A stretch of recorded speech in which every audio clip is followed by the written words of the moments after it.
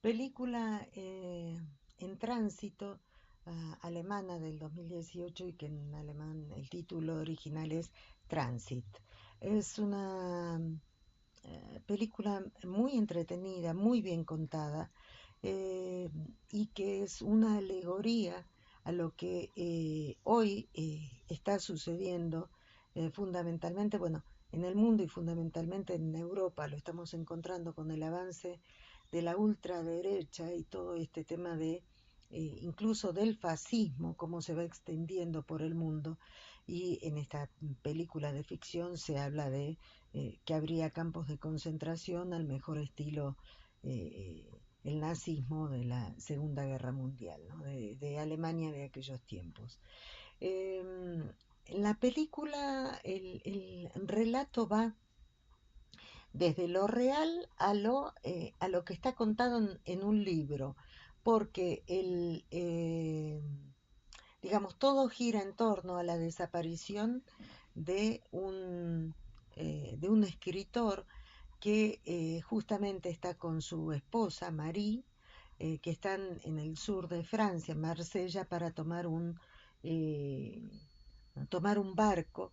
Tienen que conseguir los papeles, digamos, las visas, como para poder emigrar a México, porque pareciera que en Latinoamérica esto es, ah, que también es una alegoría, de acuerdo a cuando se filmó esta película, a que cómo se dan en Latinoamérica diferentes salidas por fuera de lo que es el neoliberalismo y esta ultraderecha, con los eh, diferentes países donde se dio toda esta cuestión más progresista, más de considerar al ser humano y no netamente la economía de mercado.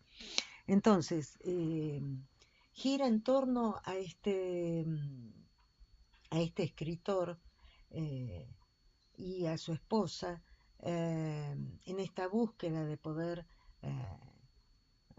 escaparse, salir de esta situación de persecución que se está dando a lo largo de toda Europa. Está muy bien contada la película y encontramos que el escritor teóricamente, en realidad muere en un determinado momento y por los azares de la vida y de esta búsqueda y la supervivencia, otra persona, otro hombre, toma ese lugar. Se encuentra con esos documentos y es lo que le va salvando, digamos, en los diferentes racias y redadas que hay de la policía por la búsqueda de los ilegales e indocumentados. Entonces va zafando, digamos, a partir de que él asume esa personalidad. Eh, la esposa es una mujer que lo busca todo el tiempo, no sabe qué es lo que sucedió con el marido. eh, Sin embargo, va teniendo encuentros con diferentes hombres, un par de hombres, y por último con este hombre, este personaje que asumió el papel del escritor. eh, y entonces eh, la idea es que ella supone que el marido lo va a terminar aceptando a él porque, bueno, fue el que le permitió que ella se subiera al barco rumbo a México. Ah, Él no accede a, a ese lugar y la envía a ella a que vaya a tomar el barco porque no tiene agallas suficientes como para decirle que en realidad él había asumido la, la identidad del marido que ella suponía que estaba vivo.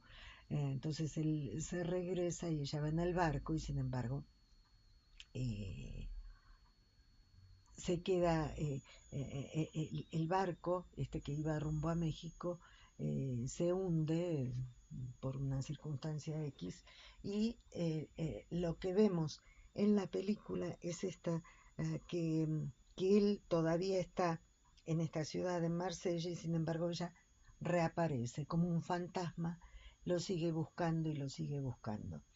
¿Qué es lo que podemos llegar a trabajar, a pensar desde esta historia que se nos despliega acá adelante, ¿no? Porque a lo largo de la película varias veces dicen, ¿quién es el que más sufre? ¿El que abandona o el abandonado? Y entonces una de las respuestas que se dan es el que abandona lleva a la peor parte, porque el abandonado tiene la conmiseración del entorno y es puesto en el lugar de la víctima y entonces siempre va a estar más acompañado, mientras que el que abandona, ese no queda solo con la decisión y la culpa por haber decidido el abandono. Otra de las formas de pensar esto es quién olvida primero, si el abandonado o el que abandona. Entonces, la respuesta es que el abandonado es el que eh, olvida primero, a pesar de que le duele justamente por estar con todo este entorno, que le propicia otras oportunidades como para poder eh, salir adelante, digamos, con la situación por la que está atravesando. Eh, digamos le es más fácil llegar a hacer el duelo, mientras que el que abandona queda siempre con esa culpa constante, culpa que lo lleva a que esté siempre vivo el objeto, o sea, no pueda desprenderse por la culpa que siente, no pueda desprenderse del objeto amado.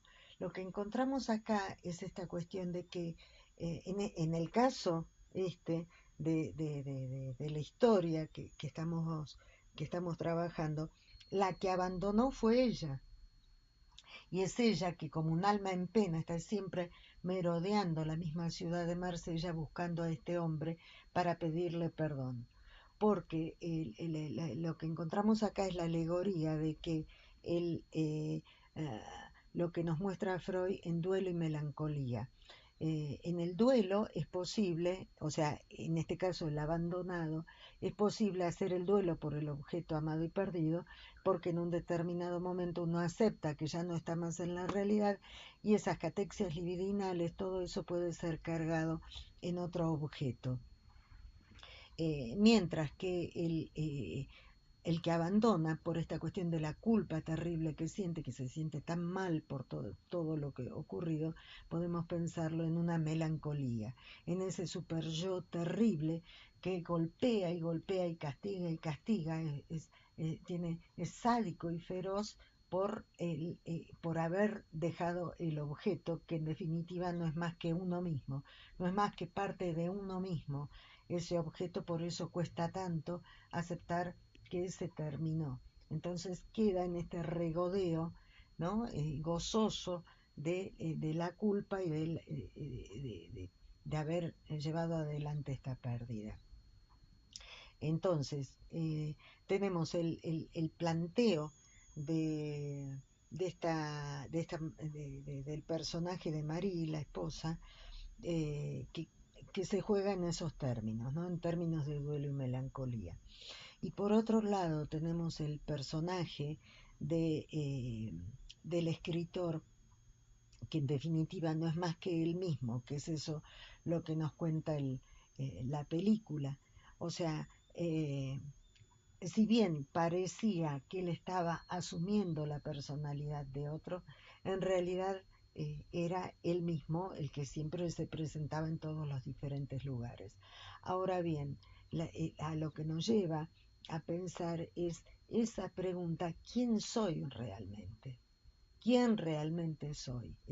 Es lo que nos plantea este personaje del escritor. O sea, yo tengo toda la fachada, tengo todo el traje de ser el escritor, eso es lo que se muestra, todo el mundo me reconoce, pero en realidad yo quién realmente soy. Hay un diálogo muy interesante donde él cuenta que cada vez que llegaba a clase el tema era que tenía que hacer un relato, una composición, ¿no? O sea, cómo pasé las vacaciones, cómo fueron mis últimas navidades, qué es lo que hago en las tardes, ¿no? Escribir, escribir y escribir. Y eso se torna una tortura para él, y es eso lo que él asumió. Él asumió lo que debe de ser, así tiene que ser, esto es lo que tiene que ser, y él llegó a ser un gran escritor. Sin embargo, su esencia era la de ser eh, técnico en radio y televisión, y poder jugar como un niño que aparece en escena, digamos, con quien él entabla una relación que no es otro que él mismo, que es un ilegal.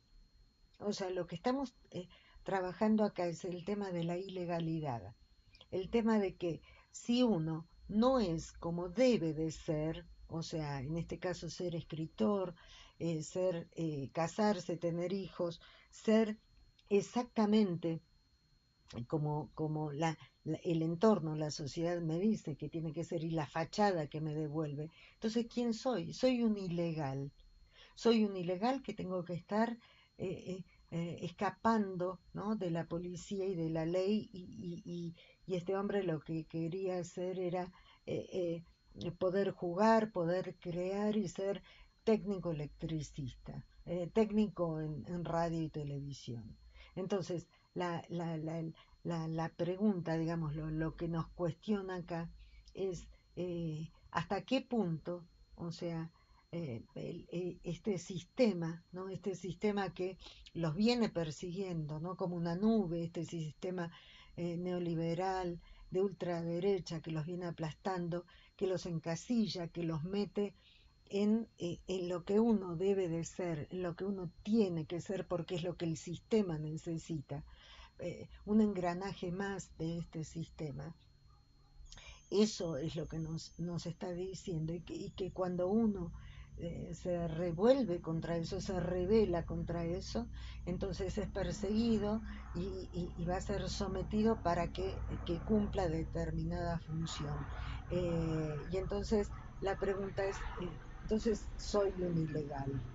Ya todos los que son los ilegales los metían en los campos de concentración, como era el caso de este niño con su madre que eh, estaban escapando porque los iban a llevar a un campo de concentración.